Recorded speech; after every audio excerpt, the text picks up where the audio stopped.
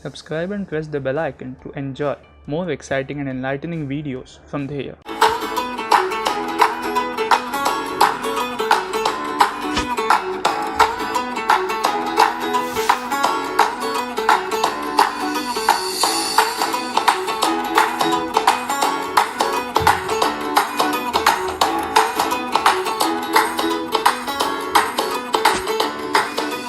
आज कुछ कल कुछ यूं ही भटक रहे हैं हम, पता नहीं कब सुनेंगे क्या कह रहा हमारा मन। मन की बात बताए जो बना दे हमारा जीवन। ध्येय है हम, ध्येय है हम, ध्येय है हम, ध्येय है हम।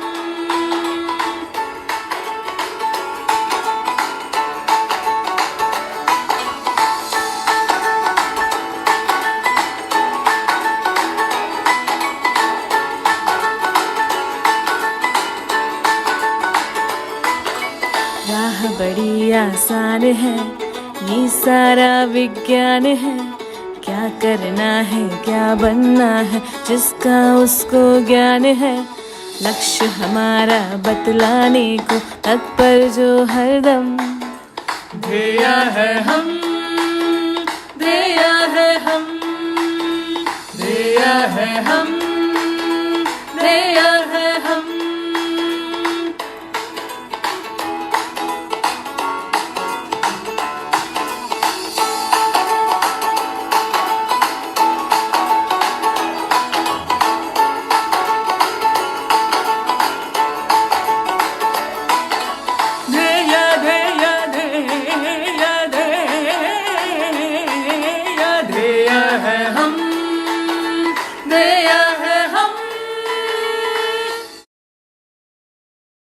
Thank you so much for joining us today. Let me introduce you to our dear mentor, Mr. Roshan Shetty, sir. He is not just a mentor with Dheya, but he's also an author. So he is right now living in Mumbai. He took writing his debut book on human emotions and the role they play in shaping our behaviors and habits.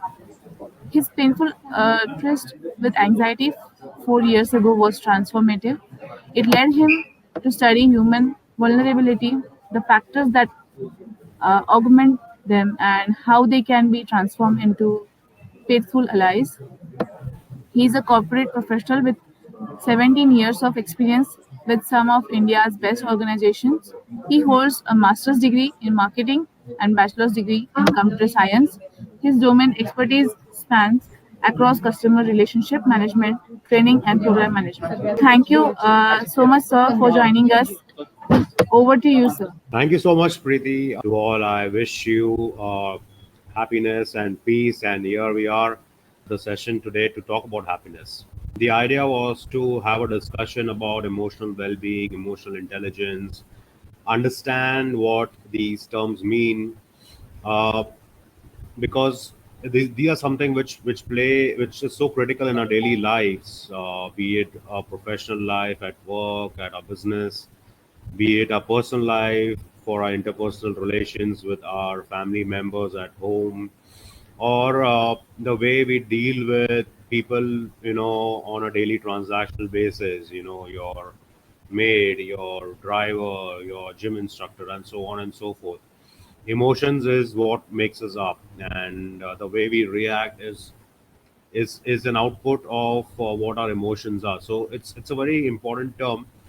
uh, Preeti gave you an introduction of my corporate experience for 17 years, but I was never nowhere close to talking about emotions or mentioning about emotional well-being. This happened by pure accident, if I have to say, because I was never in my life I dreamt about writing a book. My book is out, was launched in September, and it's doing excellently well because it's a honestly researched book. So I was never close to writing a book.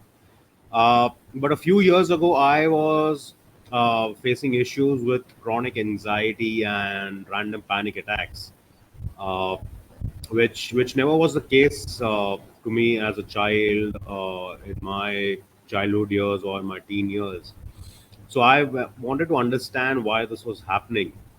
And to understand that, I started reading books, I started reading research papers, trying to understand what is all this about.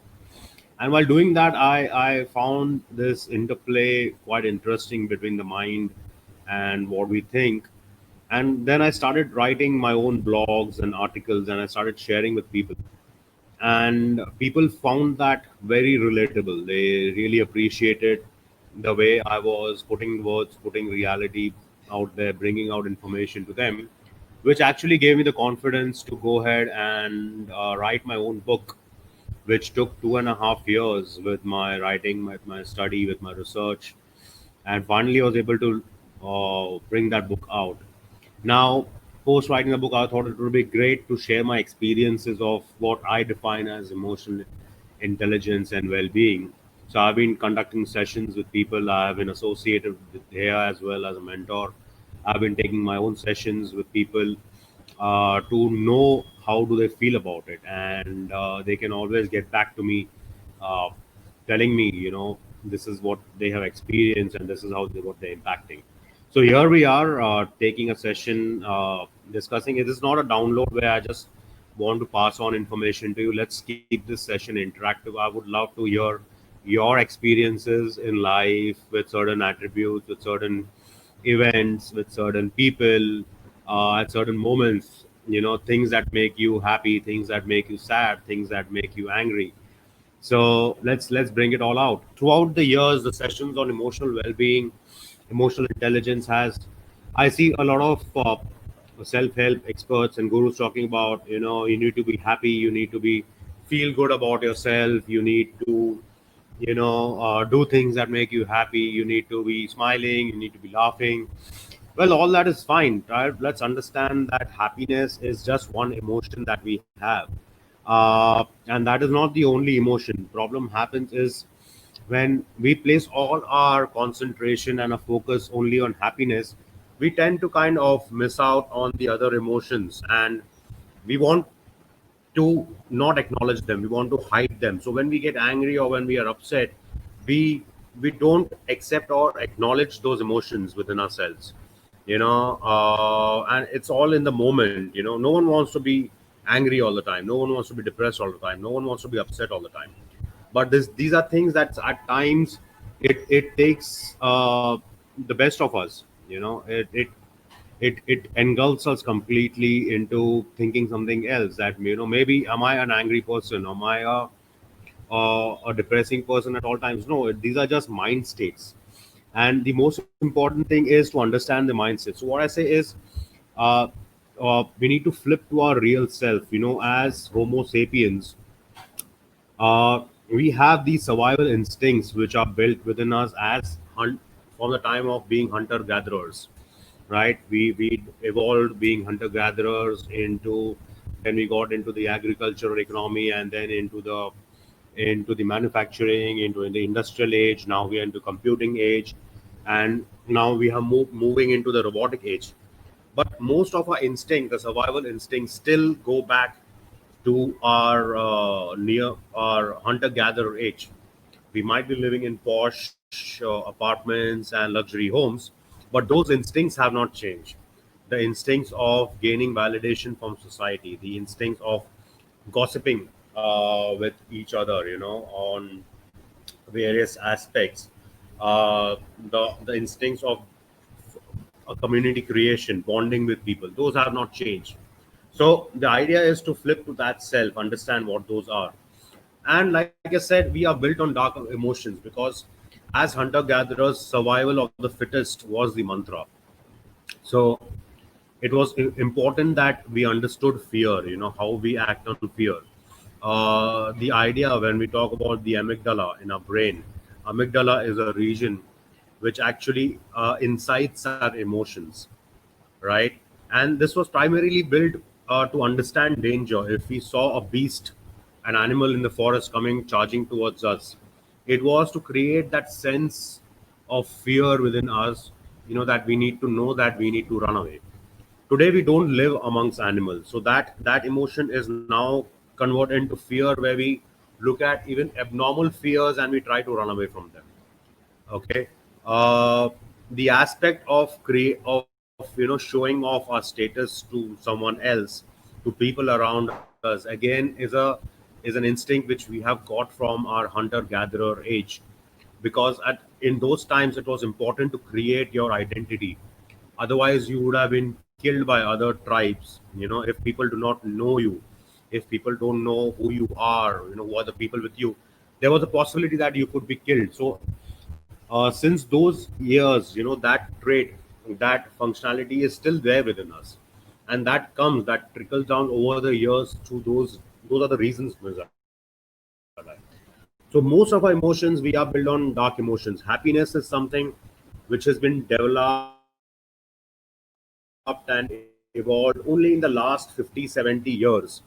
And I would say that has been after the Second World War, when economies were badly beaten, were down, and countries wanted to build the economy. So they started creating products and services, telling people that this will make you happy, this is what will improve you, this is growth, this is self development, without and ignoring the part that these are the things which will only propel us from one state to the other, but it really does not help us to deal with our failures. So gaining happiness does not mean coping with our grief. We still have to find methods to deal with our grief. Okay, and happiness is not the answer. So when I talk about the Human Happiness Project, people have been trying to the biggest human project has been enhancing lifespan. We are living in excellent times today. We have all the medical benefits. We have great services at our doorstep. uh, and scientists, people in the Silicon Valley, they are trying to develop methods which pushes the human lifespan beyond the average age of 70, 75 today. But if people live for that long, the next immediate project that comes into picture is, how do you keep these people happy?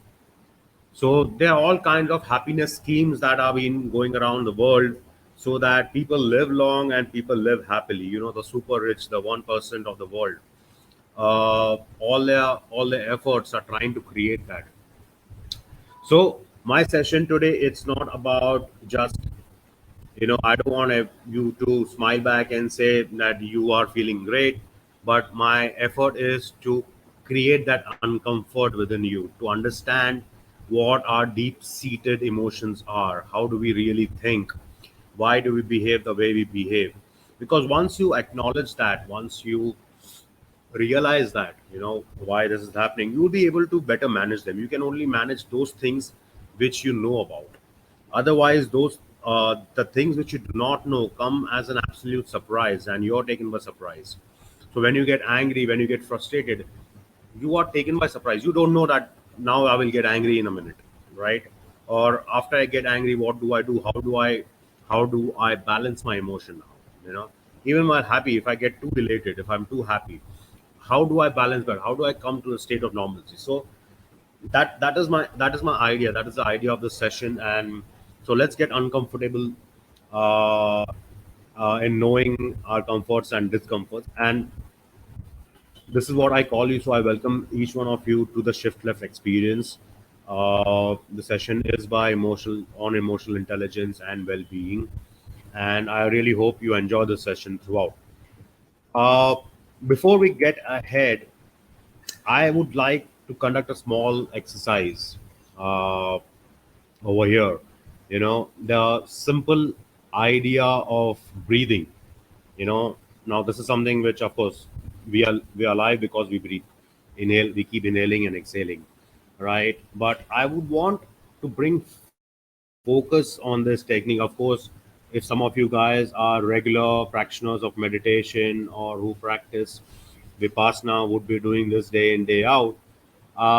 So I would just like to bring a focus into this, and I would request each one of you to stop all forms of distractions, which is so difficult in today's world.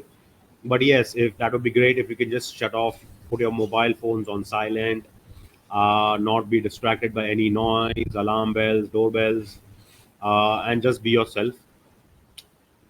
Just be relaxed. Just place yourself in a very comfortable position, uh, and be seated upright. Just be relaxed. Drop your shoulders. Don't worry about anything. Stop thinking. A very difficult part, but try to. Uh, and slowly just close your eyes.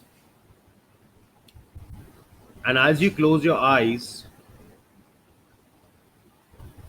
bring your focus onto your breathing. Bring your focus to your nose, to your nostrils, and try to observe how the air passes in and how you exhale. Within your mind, just say to yourself that you're now inhaling,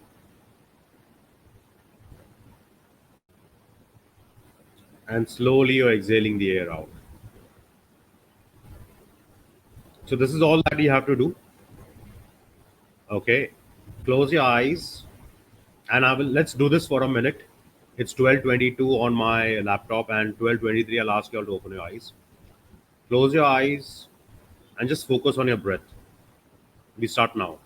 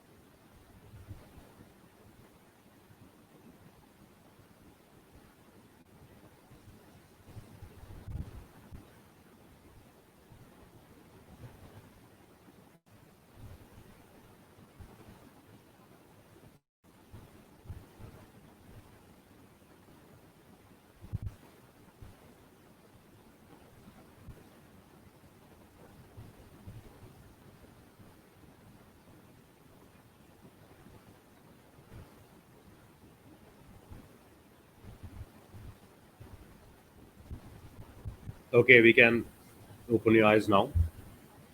So during this during this 1 minute, how what happened when I asked you to focus on your breath? What happened? Can someone share with us on the chat or maybe by speaking? I just want I just want you to tell me, how did you feel? What did you experience during this 1 minute? And be absolutely candid. There are no right answers, no wrong answers. I just want to know.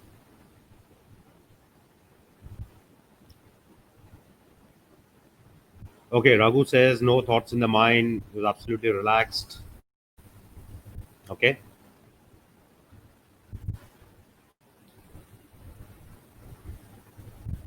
So Deer says the thoughts completely stopped. Ashish got peace.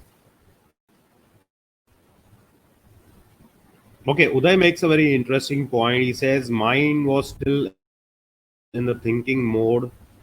Thoughts, I can't read the full message. Preeti, if you can read it out.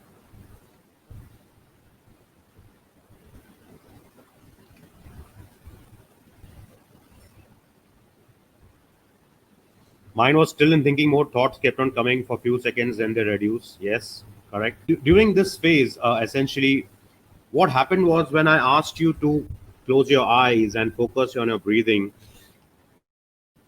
you were trying to do that. You were trying to execute my instructions, but you had different thoughts. Maybe something regarding your family, maybe lunch is getting ready, maybe what is happening at your work, maybe what is happening with your neighbors. There might be some thoughts which are still coming into the mind. Some might be thinking, why am I doing this?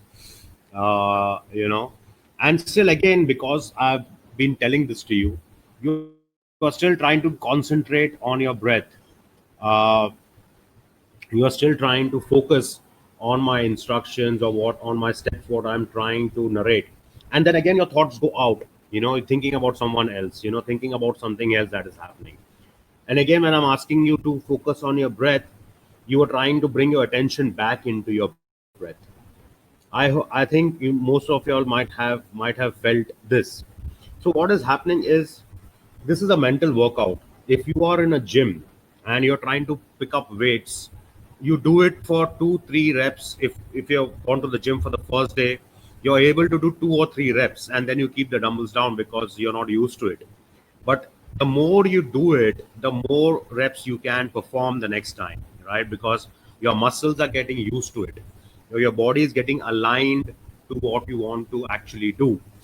And that's the same thing for your mind as well. These are mental reps, these are mental workouts. Okay, when you are trying to follow an instruction and bring your focus onto your breath, you can focus for a few seconds, your attention goes out into some other thing, and then you're trying to bring your attention back. So this to and fro is what I call it as a mental workout. This is what develops your brain. This kind of expands your brain. If people know about terms like neuroplasticity, where even in adults, we all know that the brain develops within the child, but even in adults you can have this phenomenon of developing the brain, expanding your thinking process by doing these kind of activities. Now I would want you to do that again, and now I want you to focus of your attention going out and then bringing back into the breathing. This is where you can acknowledge, you can see your attention, you can observe, you can feel your attention leaving your space, and then you're trying to focus again. And this is the start of meditation. People feel, I cannot meditate because I cannot get the focus. Well, it's absolutely fine. The best meditators in the world today, the gurus, have started it this way. Everyone loses attention, but the idea is to bring your attention back into your breathing.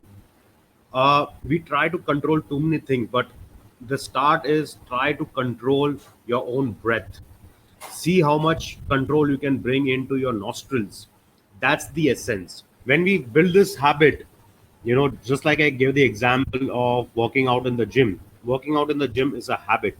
And the more you start doing that, uh, you build this habit within yourself. You will see your muscle growth. Of course, we cannot get into a mind and see a mind grow, but this is what happens. By doing this on a regular basis, you will be able to see that as time progresses, within a week, within 10 days, you're able to focus more.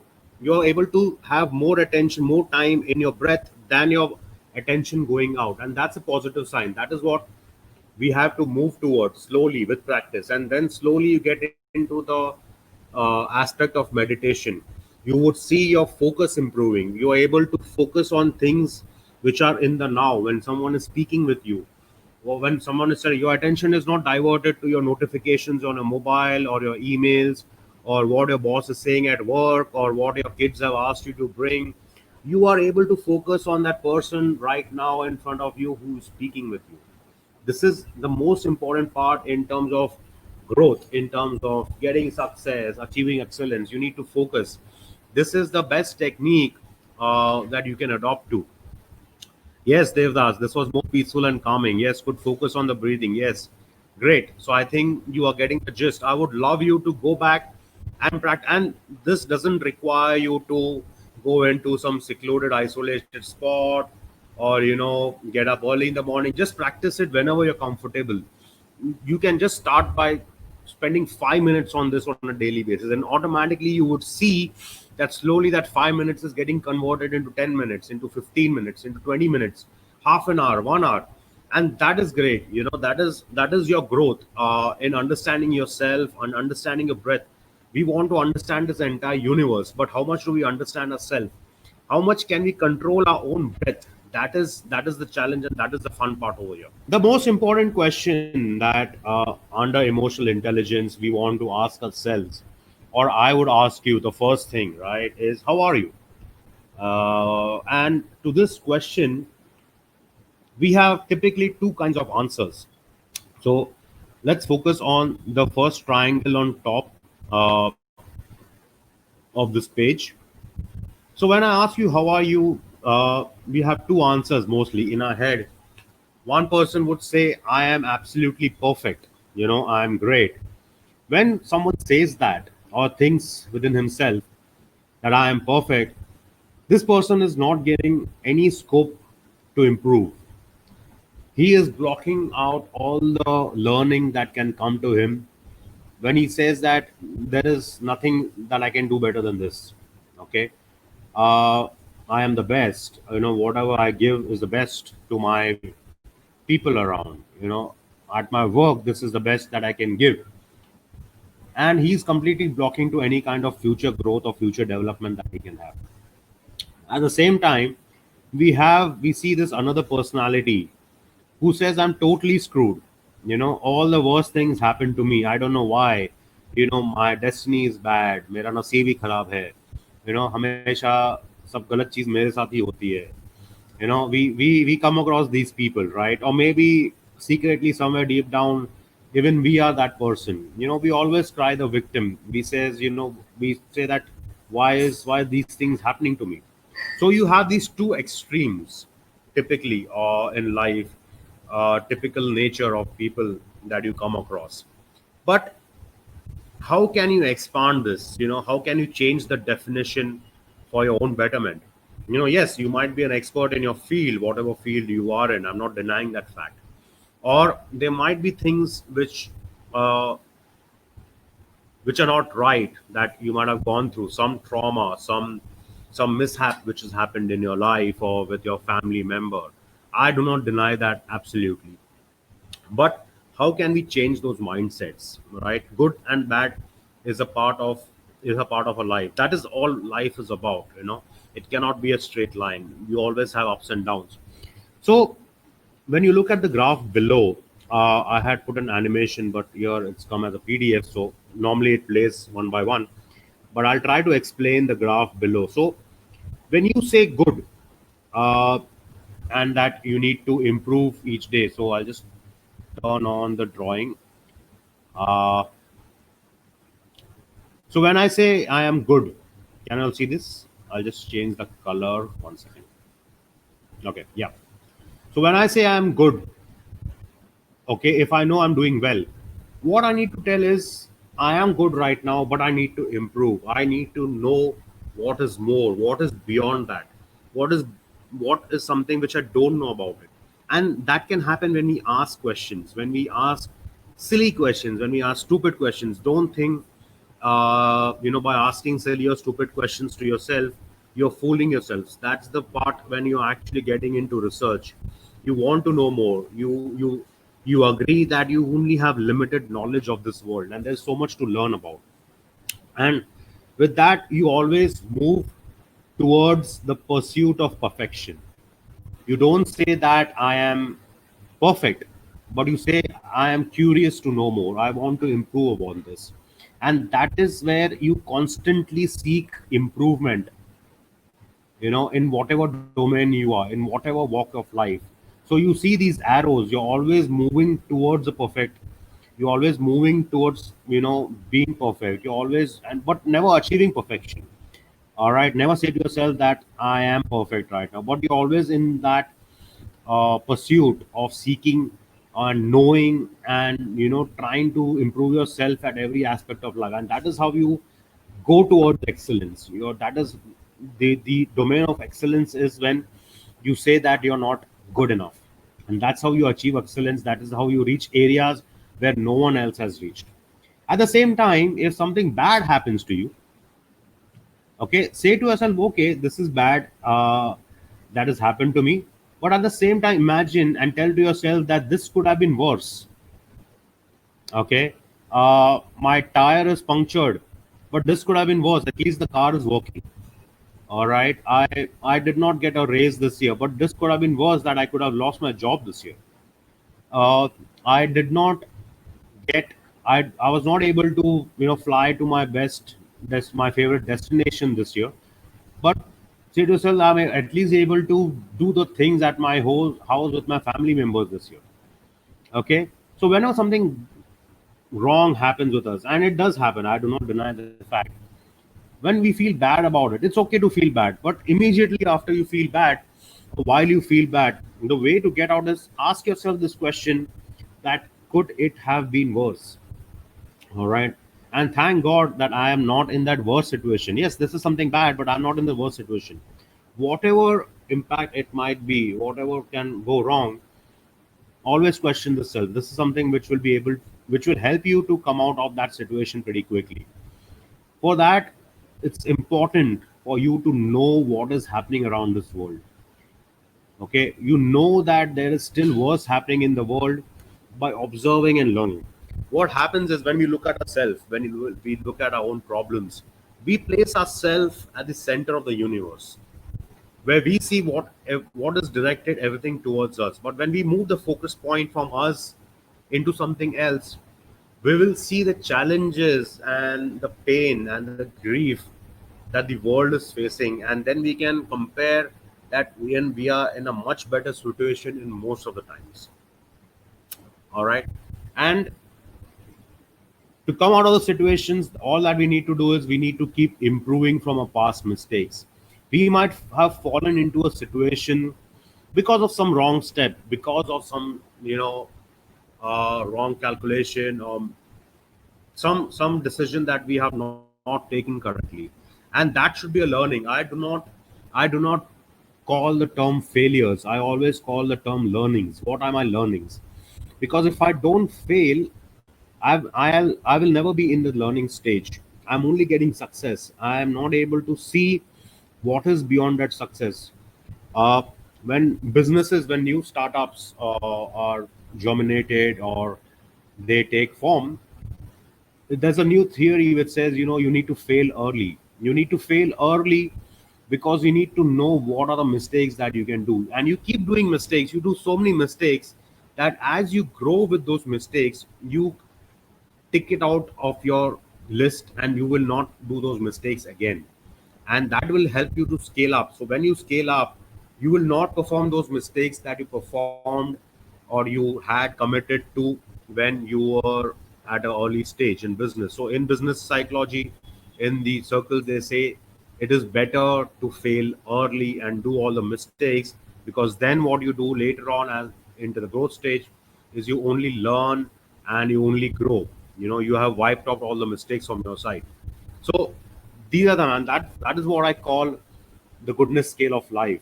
Good, bad, worse, better, best is all are all transient, uh, fleeting pleasures that keep coming and going. We need to keep a balance in these two terms.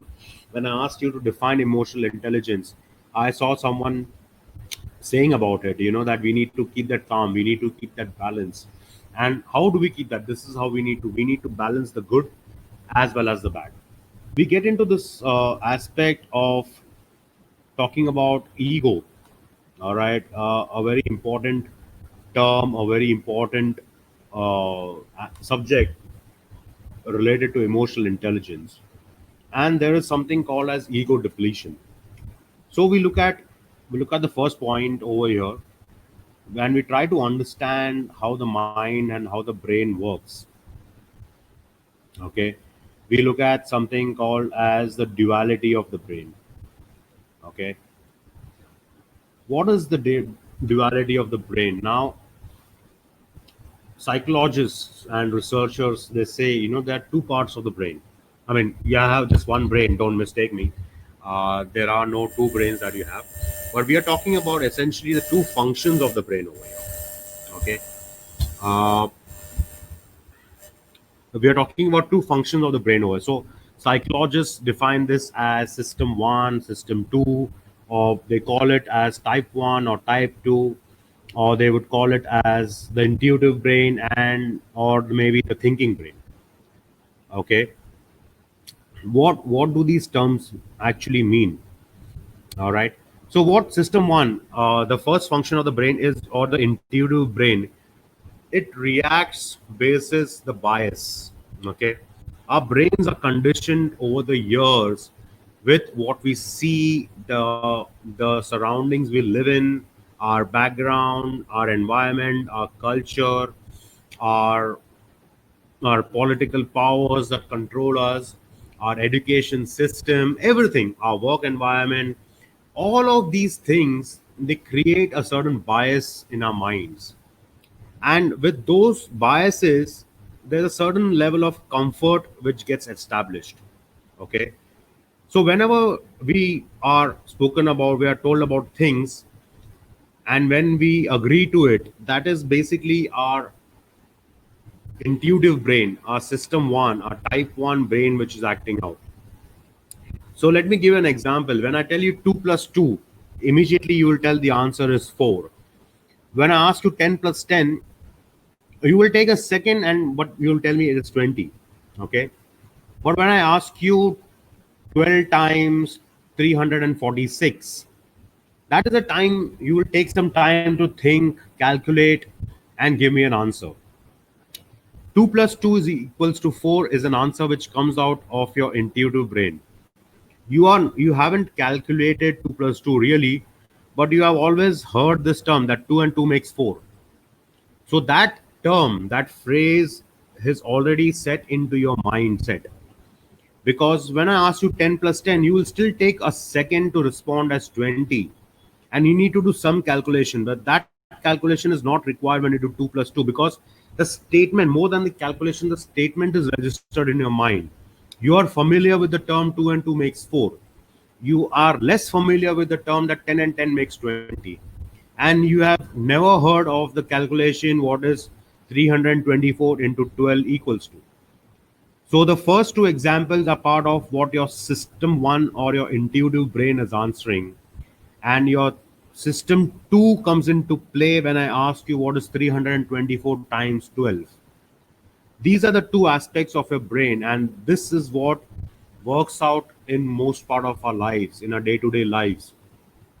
We are we are we are at ease with things which are familiar to us, right? uh, the brain is always comfortable with things which is known. Okay, there is no conflict, there is no effort that you need to put into your mind. So you know how to travel from your office to your work, back to your home. You know what you have to do in the day, you know what you have to do in the afternoon, you know very well what has to be done in the evening, at night. You know very well what time do you go to sleep, what time you have to get up. All these parts are part of your system one. You don't have any effort that needs to be taken to plan these things out.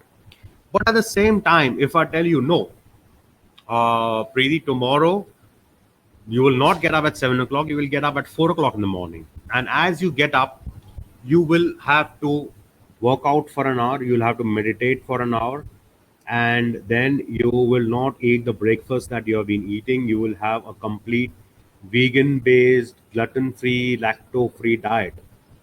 The moment I tell you this, there is a certain kind of conflict that arises in your mind. Okay.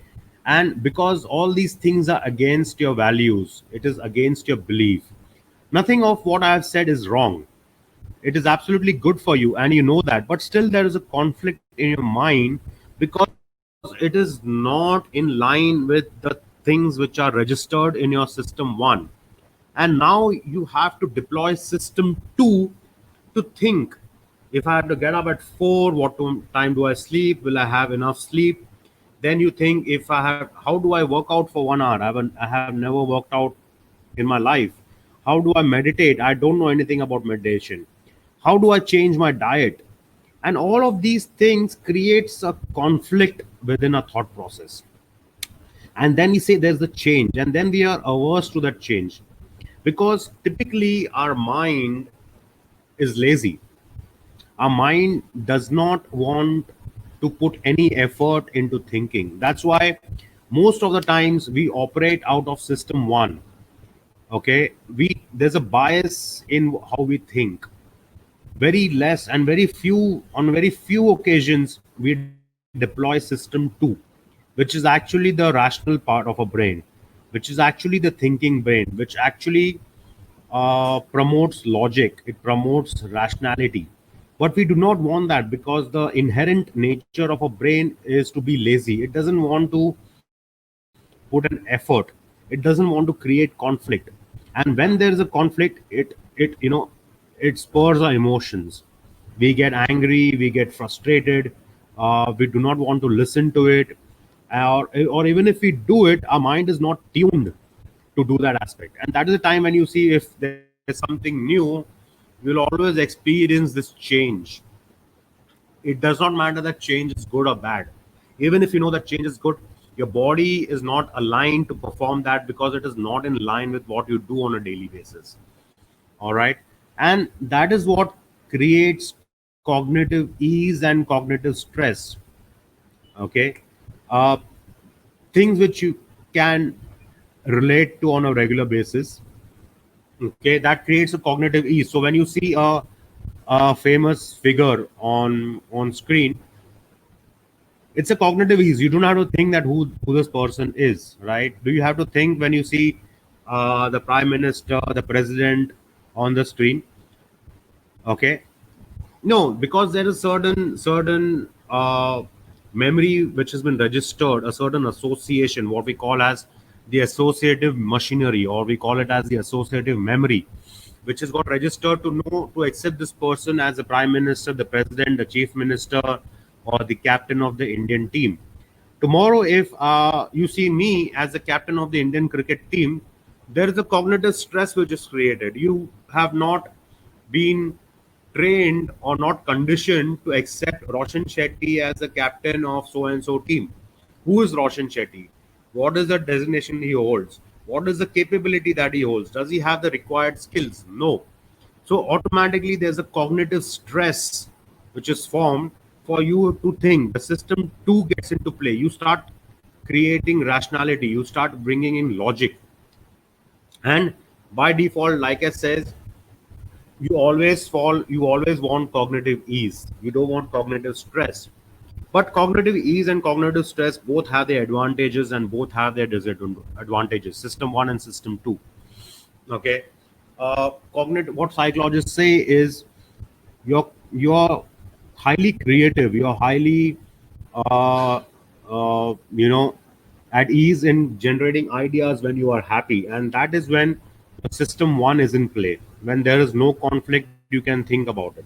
But when you are in deep calculations, when you're deploying your system 2, at that point of time you are least creative.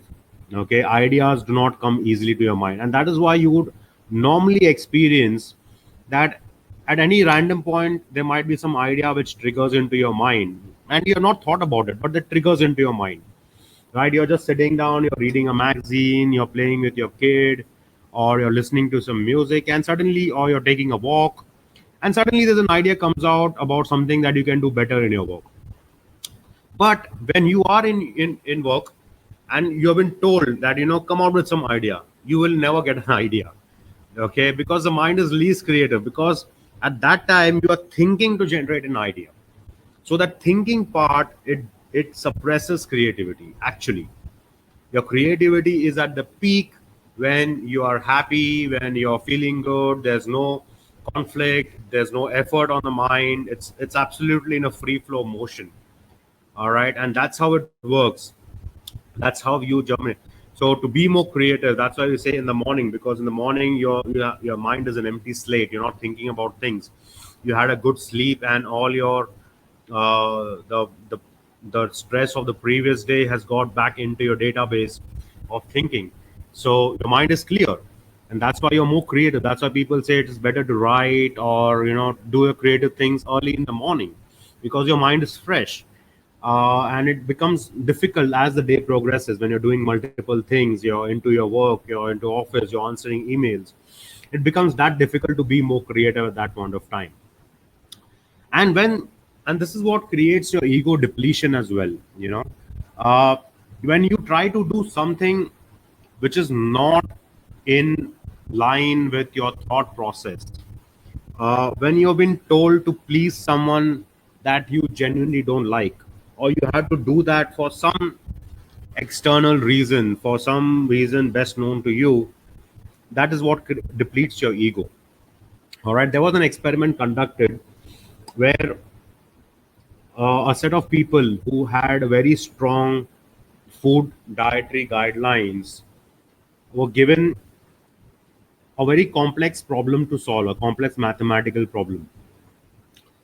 And after they solve the mathematical problem, the guys who have a very strong diet, who follow a very strong diet principle, were given a bowl of ice cream. And it was seen a high percentage of those people, they quickly had that ice cream and ate it.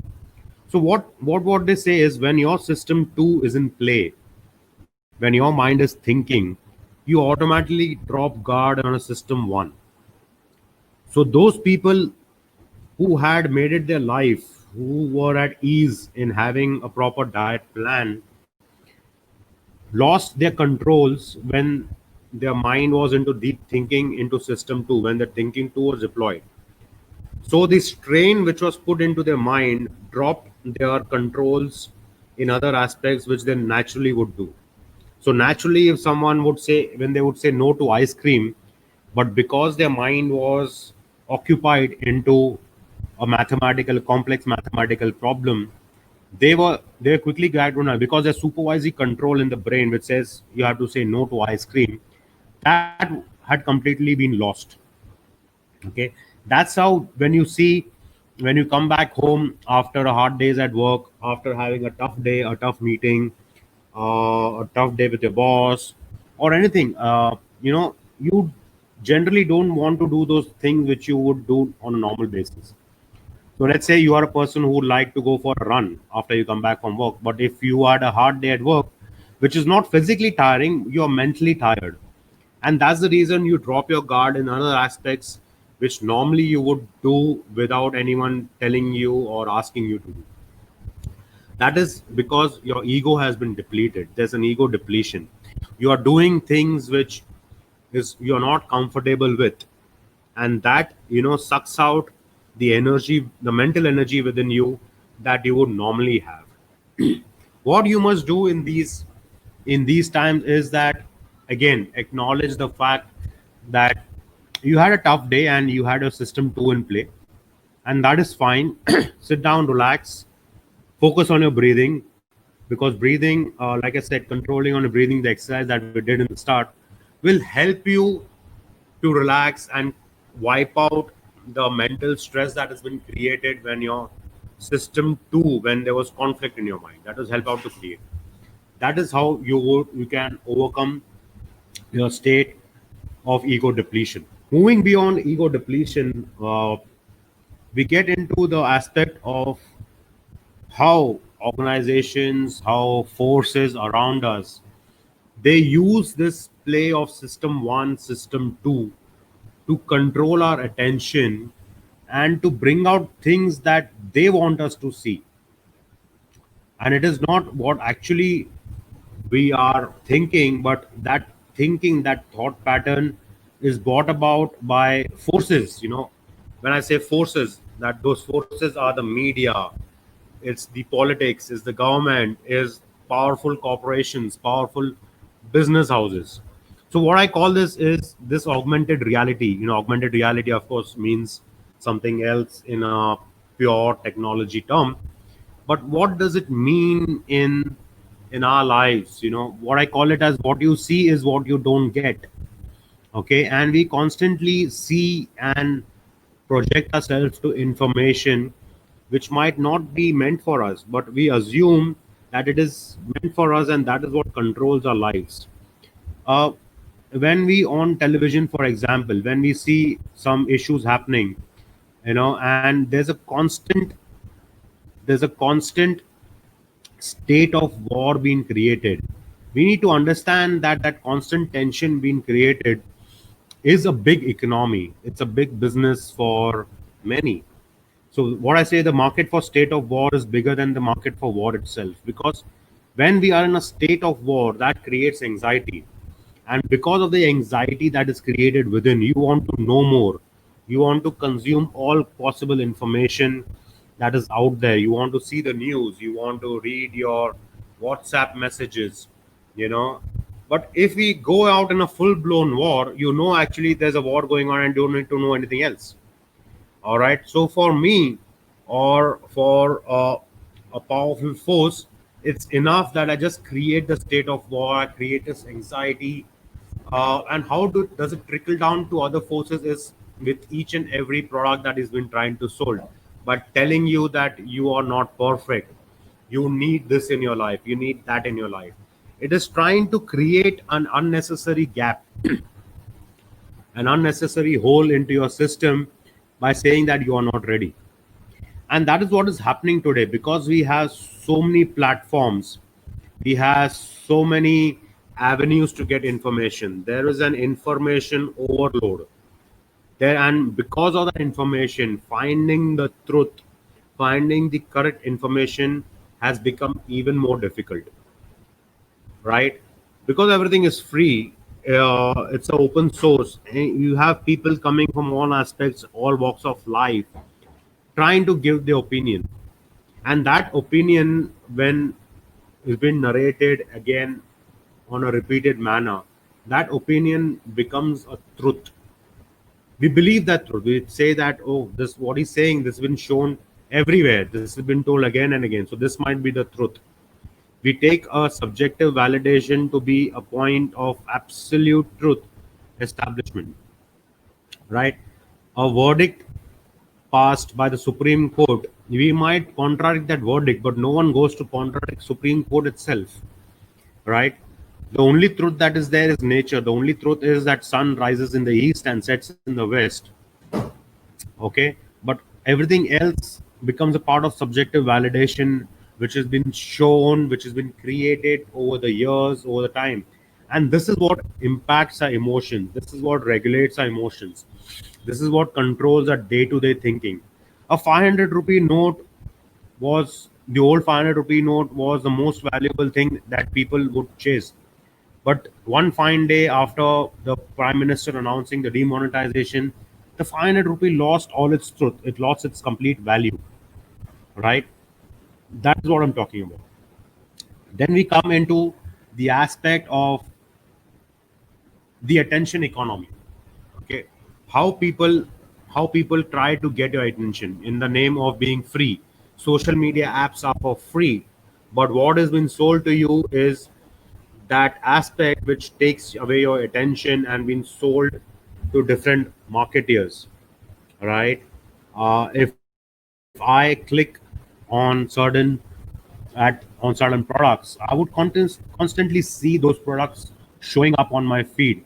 Has someone gone through that? I'm sure you guys might have gone through this aspect. You click on something, you try to search something online, and then you go to your Facebook or your Instagram, you would see the ads for the same product. Has anyone experienced this?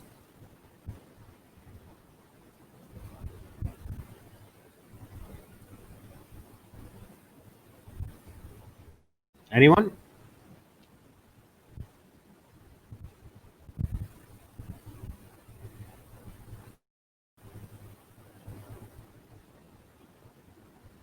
Yes, yes.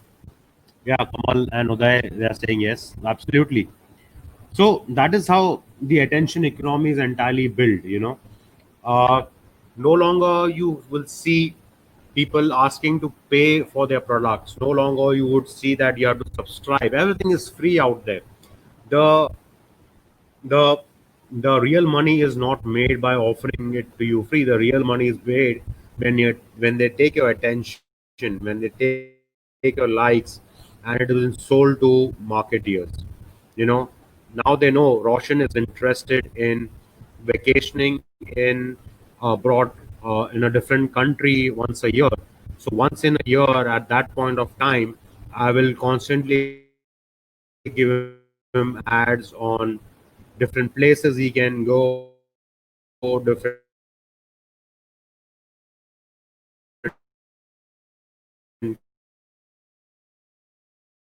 cuisines he can try, different cultures he can experience. These growth hackers, you all have heard this term called growth hackers, growth hacking, a very popular term on LinkedIn these days, right? Uh, there's a psychological term called as the priming effect. Now, what this priming effect does, is that I will constantly feed you certain words, okay, and certain terminologies to create a recall in your mind without using the actual word or actual term, but I am able to link that to a certain product. So, for example, when I say blue, white, and clouds, automatically you would come to the term I'm talking about the sky, right? When I say liquid, cold, and chill, automatically you would come to the term that I'm talking about ice, all right? Because these are a combination of words which creates a recall. Products like if you want to go for a mineral water, normally you go and say, okay, I want a Bisleri. You don't say I want a mineral water because the word Bisleri is so resonated with mineral water. When you want to take a photocopy of a document, you say I want a Xerox of it, right? How many of us say Xerox and we don't say photocopy, right? Because Xerox is a company. It's not the process. The process is for taking a photocopy. Now Xerox has created that recall in our mind. Distillery has created the recall in our mind when we hear mineral water or photocopy respectively. And marketeers, they constantly create these words. They will associate words with a certain product to say, whenever you come across those words, you think of that product. Okay. And these are constantly purposely created to engineer that, to engineer your thoughts into thinking about something else. All right.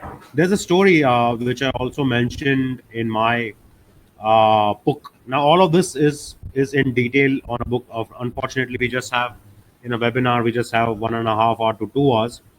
We talk about the subconscious mind. Okay. Anyone can elaborate what the subconscious mind is? Yes, Uday, absolutely. Thanda matlab Coca-Cola. And many and 100% in all the advertising, you would always see that they have associated certain words with the product. Absolutely. So subconscious mind. Anyone would like to touch upon what the subconscious mind is?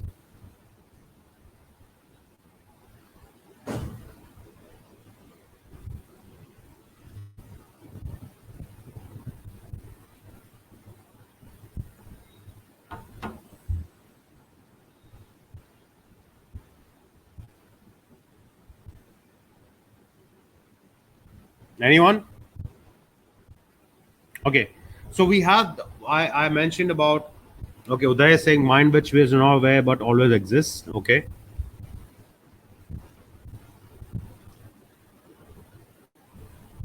Ha, Rajshri, right. Colgate matlab toothpaste. So when we talk about the subconscious mind, a black box for a life. Okay, I'm not sure how you define the black box, but I mentioned about system one and system two. System one is what it's an intuitive brain. It works on bias. It works on how we are conditioned, and system two is works on our thinking patterns, our rationality when we question things. It works on doubt. So our subconscious mind, the things that we see on a daily basis, we would see and we would forget. But somewhere that product or that thought or an event gets registered in among. Yes, black box like airplane. Okay, now I got the meaning of black box. Data that is there in the mind, but more on subconscious. Yes, because we are exposed to so much around in our daily lives. We cannot remember everything at the end of the day of what we saw, but our subconscious mind attracts and absorbs that information. If I have to go into deeper science and talk even the way our dreams get engineered. By the way, I'm not sure how many of you guys know, scientists have also cracked the code to mention how dreams are engineered and not just how dreams are created. They can also go to the extent of what you would dream in a day. I'm not sure. I just read. I'm not sure how many of us know about it, but all this is something which comes out of a subconscious mind. Now, how can I feed the subconscious mind? This is again done by marketeers, advertisers, very subtly, very in a in a very strategic way. of creating. So tomorrow, let's say I tell you that I had taken my daughter to the zoo, and at the zoo I saw a pink lion, and it was a beautiful lion, amazing creature, and it was very healthy. It ate well, it rode well, and like a true lion. It had great flowing hair, and it also was, it played with the kids. Now, when I tell you the story, this story is absolutely false. There is no pink lion. I'm just making this up. But even when you know the story is false, that word, the pink lion, is registered in your mind. Okay? Maybe even if I tell you, okay, stop thinking about the pink lion, there is no pink lion. Don't think about the pink lion. You're constantly thinking about the pink lion. The more I tell you to stop, the more you want to know about it. The more the mind is playing, the word is playing in your mind, and that is how I have put information in your subconscious mind. That is what happens on a daily basis. Again, when we are subjected to something, no matter it is true or false, but because we are subjected to that thing, that gets registered in our subconscious mind. And what it can do is basically it can trigger our habits, it can trigger our behaviors. uh, if I have registered this thing in my mind that when I come back from work, of course now we all at home and we don't go to work, but earlier, when before the lockdown, I had this aspect of keeping my shoes, my running shoes out whenever I came back from work. And whenever I sat down, that shoe reminded me, okay, fine, I cannot be lazing around and sitting on the couch and watching television. I need to wear those shoes and I need to go running.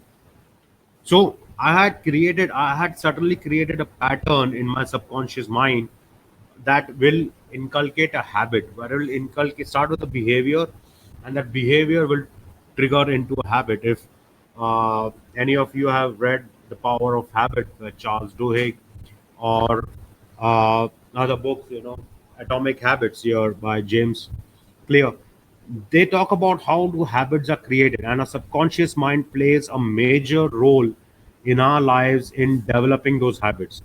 And it is what even marketeers and advertisers thrive on, to sell a product, to trigger an emotion within us, to make us believe that something exists and that something is excellent for you, right? It all is in the subconscious mind, because we might not think of it directly. We, when our mind is primed, like I said, the priming effect, that is when these things get triggered. That is when these things get activated, and we go ahead to take a decision, a final decision of saying yes into something or saying no to something.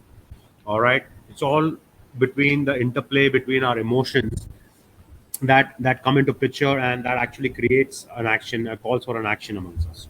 A beautiful quote. This is something which has become my own ideology in life. I practice it to adopt to this ideology, to balance myself out. What Friedrich Nietzsche, he was one of the greatest German philosophers, thinkers, and writers as well. He said, my formula for human greatness is amor fati, that one wants nothing to be different, not in the future, not in the past, not for all eternity, not only to endure what is necessary, still less to conceal it. All idealism is falseness in the face of necessity, but to love it. Yes, Uday, I'll explain. The term amor fati means uh, be in love with your fate. Okay, love your fate the way it is, without asking for any change in your life. The problem that arises, the conflict that arises in our mind, is when we want to create hope, when we want to change our situation. Yes, it's absolutely, like I said, we should all work towards excellence. But while working towards excellence, it does not mean that we do not love our present condition. All right. The term, one of the terms, millennial terms, which has been used often, is the fear of missing out. The happiness destination syndrome, that we think that we will be happy if we get a promotion. We think we will be happy if we move from a 2-bedroom apartment to a 4-bedroom apartment. We think we will be happy if I'm earning 5 lakhs a month and I start earning 10 lakhs a month. Okay, what happens is we are never happy with our present condition, and that is what is the root of all problems. Friedrich Nietzsche was a great thinker, a great German philosopher, who, apart from his great thinking, was always rejected by the world. The book that he wrote, the first book, he just sold 20 copies out of it. Okay, but he was absolutely fine. He was a guy who was crippled. He had financial difficulties. He had to take money. He had to borrow money from his friends to meet his own livelihood. He had to depend on others to meet his own livelihood. But he was a person who said, I am in absolute love with my destiny and my fate. I don't want anything to be different. I don't want anything else in the future, not in the past or in my eternal life. Not only to endure what is necessary, but everything is just falseness that we want to chase, thinking that it is necessary. Okay, and in that bargain, we forget to love our own destiny, what we have on hand. Okay, that is amor fati. Be in love with your own fate. And the moment you practice, even I am practicing it, the moment you start acknowledging and loving what you have, where you are, you will never have this conflict in your mind, or this restlessness of being unsatisfied or not being happy with yourself. The entire idea of emotional intelligence beyond being happy is to acknowledge yourself, to know yourself, that you are in the right place. Constant narratives that we have spoken about from the previous slide, where media, business houses always try to tell you that you are lacking this in your life, this is what you need to have, is basically just to create profits. And it has absolutely no relation to bringing the well-being in your life. That well-being has to be created, it has to be engineered within. It does not lie in any externalization of products. I was a guy myself who used to run behind a lot of things. I used to want all the things in life. I want to travel the whole world. But I have changed those perspectives myself, after my condition. Maybe that condition helped me to change and write a book and come out and explain those terms. But yes, now I realize that what I have, if I'm not happy with that, I'll be never happy with anything that I have. That is what the quote means. We try and try and try all our lives to get this. And that is validation and approval. Now, at the start of the emotional intelligence of the session, I mentioned about how, as individuals, how, as hunter gatherers, it is our basic instinct, the natural selection of science, the evolution theory. It says that we as humans, we always want validation. We want to establish our being, because being in the jungle as hunter gatherers, if we did not establish our standing, we could have been killed. Okay, and that trait, that nature has come down to us in our DNA, uh, time and again, and it still exists. And today we want to gain validation from each and everything, from our loved ones, from strangers, from outsiders. We want to get an approval, and people saying, yes, he's doing a great thing, he's an excellent guy, he is the person that you should look forward to. We constantly look at that validation. We seek validation at the cost of each and everything that we have. So I will tell you on this experiment which was done by Barnum and Forer. It is explained in detail in my book. It's called the Barnum and Forer effect. So what they did was they got a group of people, uh, and they had I think about hundreds of people, and they handed out a sheet to each one of them, a questionnaire, and they asked them to fill that questionnaire. And they asked them that they should not show their answers to anyone. Fill out that questionnaire and submit it back to us. And people did that. And once they submitted, they said, we will get back to you after a few days and tell you exactly what kind of person you are based on that questionnaire. And after they did that, after 2 days, they reached out to people. They said they laid out certain traits, certain personality attributes to them. And they said that this is unique to you, you know. This is not what everyone has, and everyone believed that. But the points which they mentioned was a set of common points which they just took out from a magazine, and they gave the same points to everyone, and everyone felt that those points, that those traits are unique to them. Okay, and this is what we feel when we meet astrologers, when we go to astrologers, when we go to palmists and certain coaches, when we say that this person, what he's talking about me, is unique to me. There is an idea of subjective validation which is created, not knowing that these are common points which will be applicable to most of the people in a particular situation. And that effect, that theory, is known as the Barnum and Forer effect. All right. So that is the point of validation. We think that something which is unique to us, it was only meant for us. Okay, what the astrologer has said, I will become so and so person, I will have so and so growth if I do this or do that.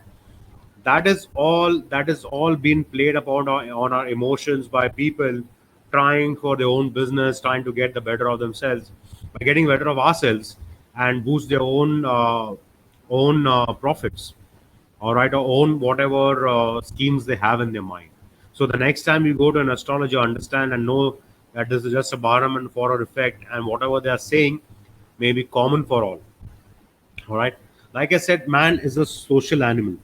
Okay, this trait of us, which I already mentioned, is that the need for a societal status and recognition has always been through us right from the ages of the apes when we are hunter gatherers. We always wanted to establish our standing in the society. We come from the chimpanzee family, and if you see, chimpanzees also have the same trait where they have to establish their society. And today, how that has culminated for us is that we want to show our status to people. We want to show that we are great. We want to show how good we are. That is the reason this has come over the years into our DNA as well. But that is the elephant in the room. When we talk about this aspect, no one talks about this cognitive behavior of ours where we want to seek approvals from the society, our behavior of seeking validation from a society. Young girls, young women, when they get married into a family, I see in our culture that they constantly want to get the validation and approval of their in-laws, of their husband, by saying they are a good wife, great wife. Young boys and men, to establish themselves as macho or powerful or courageous, they get into things like drugs, into alcoholism, to show their drinking capacity, or things that are taboo which can be done. These are narratives which have been fed into young boys and young girls over the years, where people use this to establish validation and approval, where they don't realize how these things are damaging us. The same thing happens at a work environment. We want to establish, get approval and validation of a boss. Even if we feel that something is not right, we don't speak up for that because we want to be part of the system. We want to clap. We want to people to clap for us, right? But we do not do anything different. We want to stay the same, right? Now, the same validation comes in cognitive behavioral therapy. There is something called as the halo effect, right?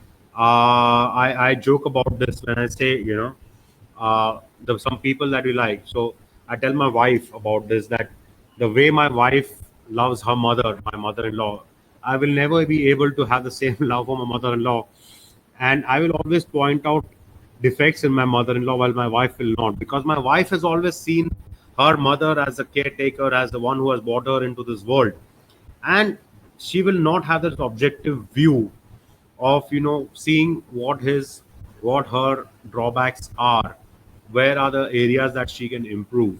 She will never see the bias in her.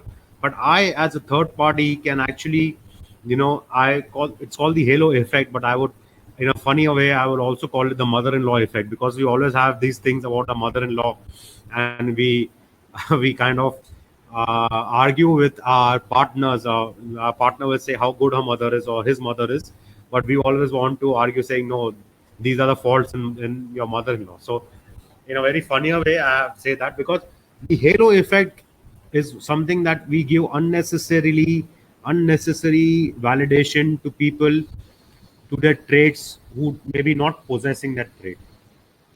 A political leader, okay, especially, we would create this halo effect around the political leader, and we will ignore all the wrongdoings also of that political leader along with the good that we do.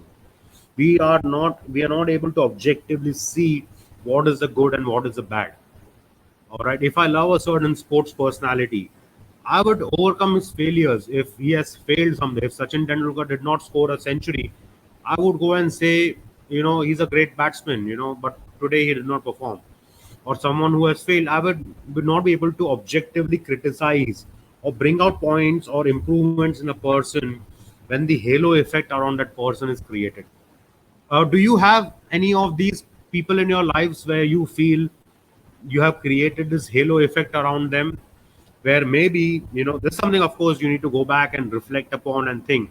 Our own kids, whatever, if they do something wrong in the school, we try to cover it up to the teachers by saying, no, this is why he might have done it, he's not this kind of person, he's a very nice amiable person, kid, he listens to everyone. But maybe we try to justify those answers. Do you think there might be people in your lives where a halo effect has been created, where you try to justify all their wrongdoings? Anyone? Yes, Uday. It is kind of a blind faith. We believe everything that a person has. A person might be good. I'm not denying that. But when a person is good, we overcome or oversee their negative aspects as well. We think that this person is good in all aspects, and that is when the halo effect gets created. Okay. Uh, and especially this happens with people whom we love the most, right? We are not able to differentiate uh, what their shortcomings might be. And that is a problem, because if we don't differentiate, if we as people who love them are not able to go up to them and say, these are the points, these are the areas maybe you can work upon, that will help that person also. And more importantly, that will also help our interpersonal relationship with that person, because I'm able to look him into the eye and tell him that this is where you're not right. I love you, but I think this is where you are wrong. Especially in our relationships with a husband, wife, boyfriend, girlfriends, at times we try to hide that because we feel that person might feel bad. But I think that is where your relationships get even stronger, when you're able to look into the person and tell them that you were wrong on this day. If you really love a person, I think you should go and identify that. You should go and tell that to him. And trust me, that person will appreciate it. He might feel bad, he or she might feel bad, that why suddenly this person who used to always praise me has suddenly come to me and has been talking to this one.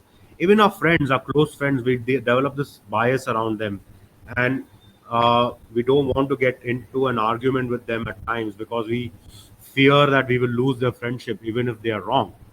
But I think this will establish your true relationships. We'll come into the part of relationships also. But I think this will establish your true relationships. Establishing true relationships, and second is not giving undue attention to those people who do not deserve it. Political heroes, sports person, anyone, media personalities, people you see on television, actors, celebrities, especially in a country like ours. We create this halo effect around celebrities, saying that they are the best. They can never go wrong. Unfortunately, that kind of a mindset has been created around us. So the halo effect talks about that. Take some time later on after the session to identify if you have developed this halo effect for any people in your life, in your day-to-day life, whom you meet in person, and even those people whom you watch on the television, admire, and how you can change that, because then that will remove the bias within that your mind which has been created for that person, and you'll be able to see that those aspects objectively. And even I had this halo effect created for many people, for my friends, for media, for celebrity. After changing that, I could see the objectivity, and I no longer follow those people whom I used to follow earlier. right? So remember halo effect or the mother-in-law effect. Don't go and tell this to your mother-in-law, please. I think that might create bigger problems, and you'll need to have another session on emotional intelligence to deal with that. I just want to show you a small video, which is this great artist named Marina Abramovich, and she conducts workshops, events. I'm not sure if you guys have seen this video before. She's a person, she performs on stage by just inviting people to sit in front of her. She also sits in front of them, and she would just stare into them. All right. She would blink and but she will be unmoved. She will not get up from the chair. She has absolute focus into the eyes of that person, and that person, the opposite person, also looks into her. She will not say a word, the other person will not say a word. But many people who have sat in front of her, after some time they had tears coming out of their eyes. Their emotion just flew out. Just there was an outburst of emotions, which, as an artist herself, she's able to explain and comprehend this part. I think you should follow her. You should see a lot of her videos. She's an amazing artist.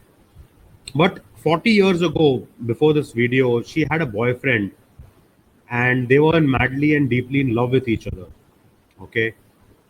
Uh, when they broke off, they decided to break off in a very unique way. So she and her boyfriend went to the Great Wall of China, and they both started walking from two different points towards the central point in the Wall of China. After walking many kilometers, and they decided that we will walk so many kilometers, we will meet at this point, and then we will say goodbye, and that is the last time we will see of each other. And she never met her boyfriend, her partner, ever after that. And then 40 years after, she was conducting this event, this exhibition, and something happened over there. And even a focused person like her, you can see the flow of emotions coming out. So I just want you to see this video and tell me what you felt yourself or looking at it. All right, I'll just play this video. I hope you're able to see it.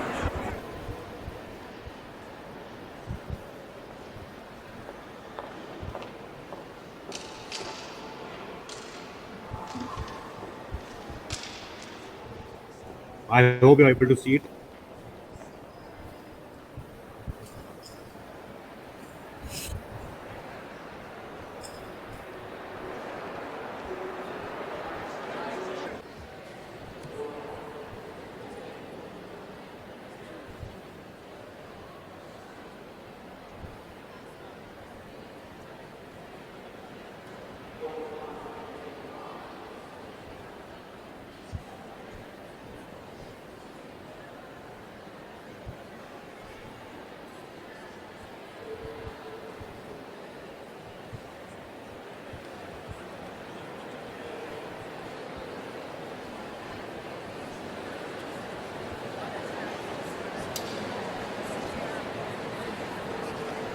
And have your attention please.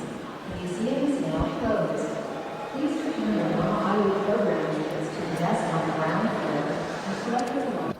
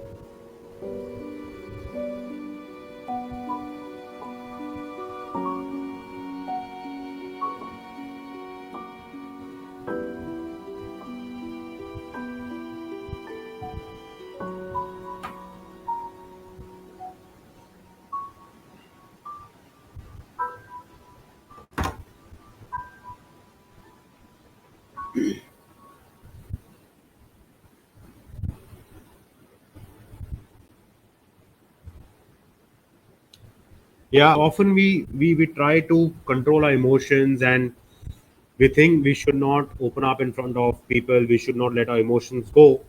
By doing that, we just bottle it up, we don't bring it out in the open, and we want to keep it within ourselves. We feel that our vulnerabilities should not be out brought out to the people, and I think that's absolutely wrong. I feel you should bring out your vulnerabilities out in the open. If you are a person who is not good with public speaking, you have a stage fright, you will always try to avoid it. But I think what you should do is you should just go there and kill that awkwardness by performing that task.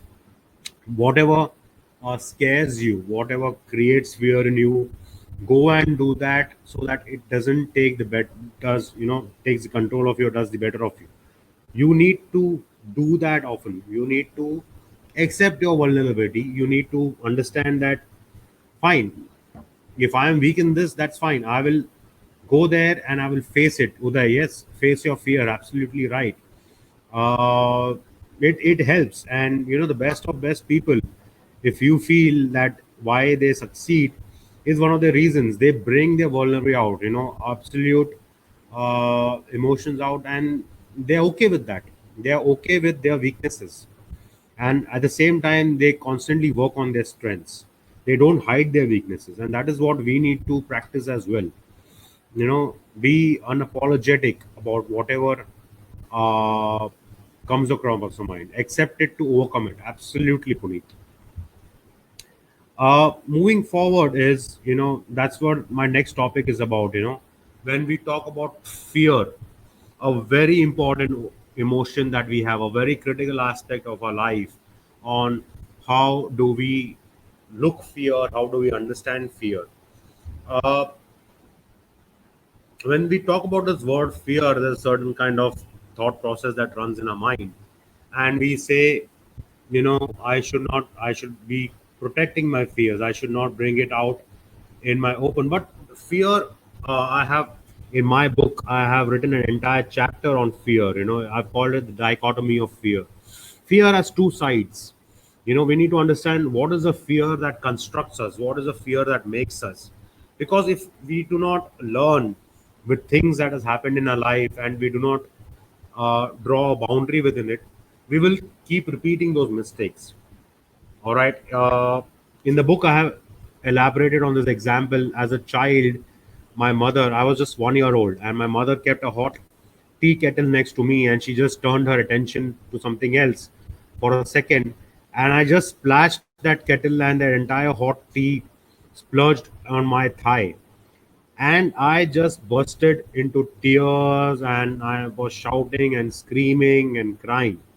But after that moment, after that day, I knew as a child that I need to be away from hot stuff, right? I cannot put my hand into hot, piping hot liquid, or the gas stove, or anything that is hot, because it will burn me. So that is the fear which is rational, which is logical. This is a fear that develops us, right? If I have to cross the road, I need to have the fear of accident. Otherwise, I will just ram into cars and kill myself one day. If I stand on the edge of a building, I need to have the fear that I will fall down and uh, die. If I don't have a fear, I'll just walk into something else without knowing what it is. Fears, the rational fears are things which build us up, which help us to draw, create points, checkpoints, and saying that you do not go there. In businesses, you develop this by insights, by having adequate data. into what should be worked upon, what should not be worked upon. In relationships, you should know what kind of personality this person is, or and should you get into a relationship with him, not get influenced by some behavior which can create a bias, like we saw, the which does not create a halo effect within you, and you develop a relationship and you do not look into the certain negative aspects, so that those fears are good for you. But these are the fears which construct you. But what is the fear that destroys you? As a child, later what happened is, apart from not touching the hot kettle, I also developed a phobia of hot things. So apart from touching it, I felt even if I'm close to something hot, it will burn me. Now that is phobia. All right. being at a high Being at a height is a phobia, and getting feared is a phobia. These are things.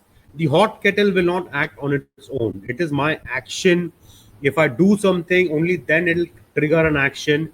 Only then it'll trigger a response.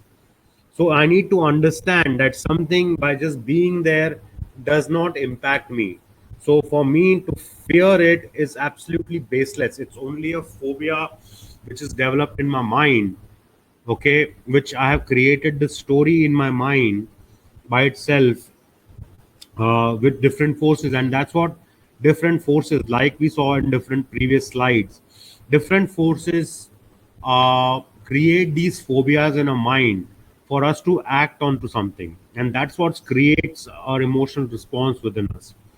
Viktor Frankl, the person who was in the concentration camp and wrote this mind-boggling book called, Man's Purpose for Meaning. He mentioned there is a stimuli, there is a stimulus that happens, and there's a reaction from our side. Now, the the moment between what something happens and that reaction, that 1 second, is the power, is the control which we need to, manage, and that is what creates power within a self. That 1 second is so important, that will decide how we react to certain things, how our fears are regulated. And we need to observe, when we focused on breathing, everything happened in a second. Our attention went out and it came back. We were trying to focus back. The same thing lies with irrational fears. The same thing happened with phobia. During my anxiety, when I was fearful of things, I had to train my mind to understand what was real fear and what was phobia. Nothing acts on its own. Deep waters does not act on its own until and unless I go and drown myself into it if I don't know swimming. Right? For that fear to materialize, there is a certain action which is required. And that action, to take it or not take it, comes from our rational fears. All right. There's one of my reaction was a response. Absolutely. Uh, my one of my favorite movie, Rocky.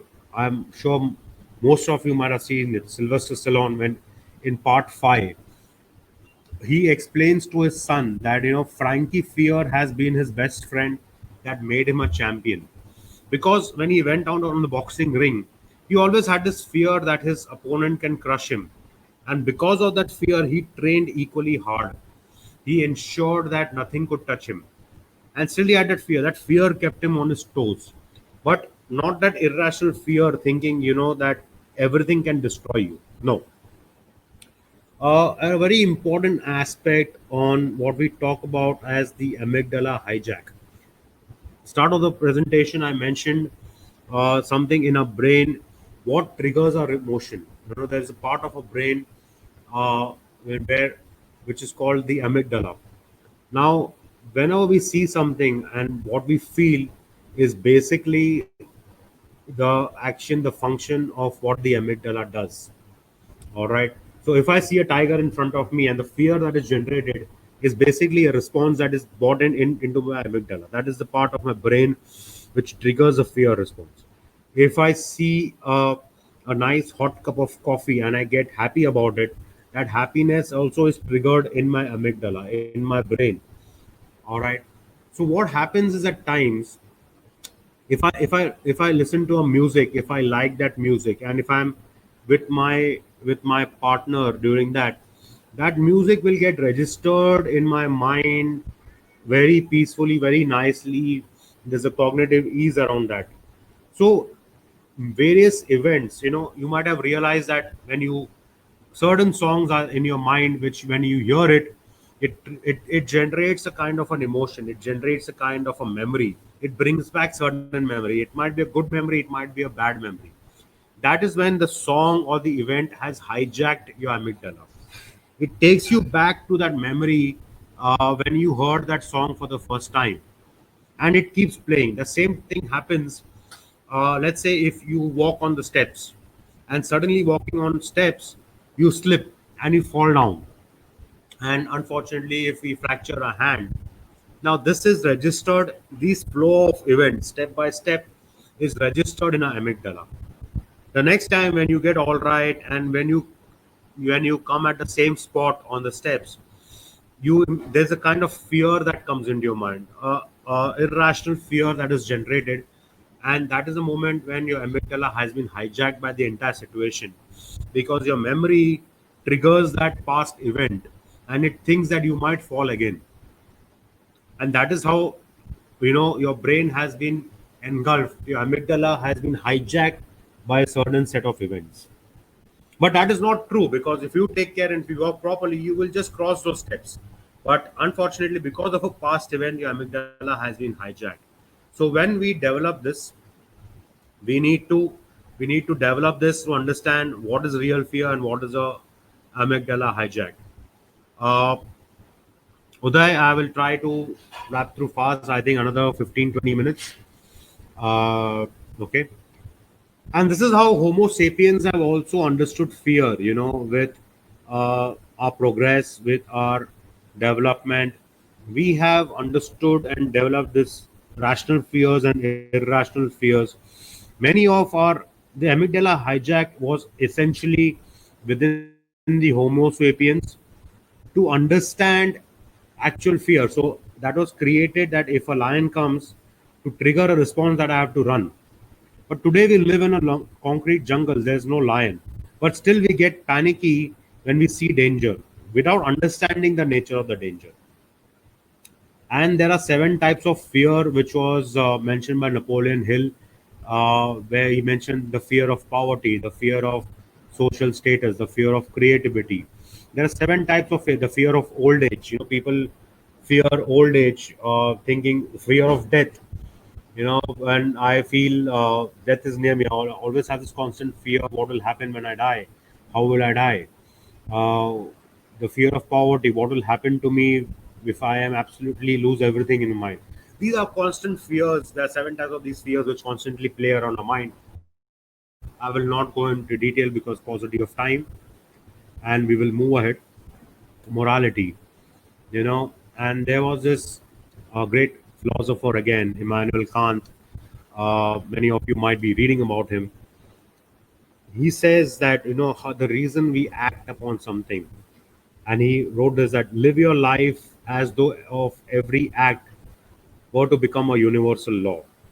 We with this we get into a subject of morals, how our emotions triggers our morals, why we feel what we do is justified, which is right.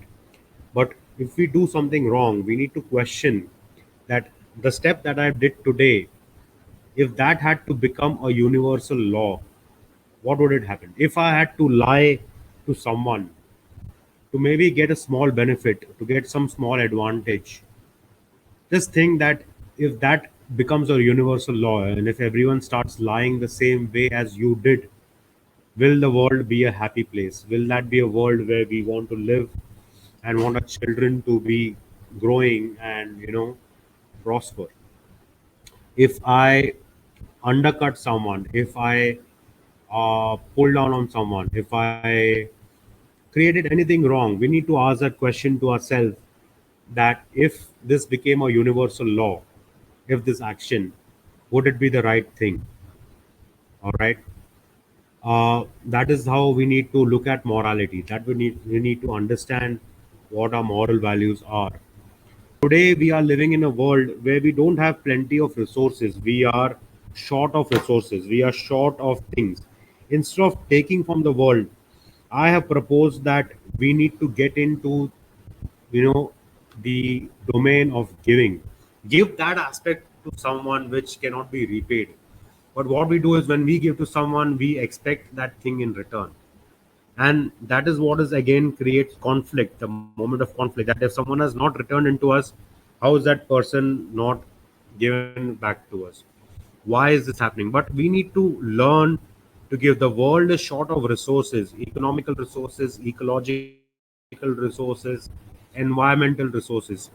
We need to align our goals in such a way which are in line with what the planet is right now, with what conditions are around us. And these are the most sought after skills, emotional intelligence. Why we the subject of emotional intelligence is so important is because these are the next skill. In future we are training our children to become engineers and doctors, but without having emotional intelligence, without understanding how our emotions regulate, why we behave the way we do, why certain things act the way it is, we won't be able to understand robots, artificial intelligence, and the machines which are getting created, because these are the items which will be ruling us in future, which will control us in the future. Because when artificial intelligence is built over human intelligence, we need to create a system of emotional intelligence which is over artificial intelligence, that is able to understand how machines work based on our emotions only. It is not something which is created automatically. Humans have created machines. To overcome that and not to get the better of it, we need to have that emotional intelligence. How do machines react? Why do I see certain things on my phone?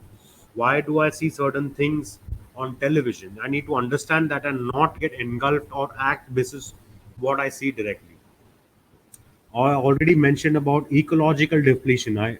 We initially touched upon ego depletion, but we also need to understand how the ecology is depleting and what we need to create to maintain that balance in the ecology.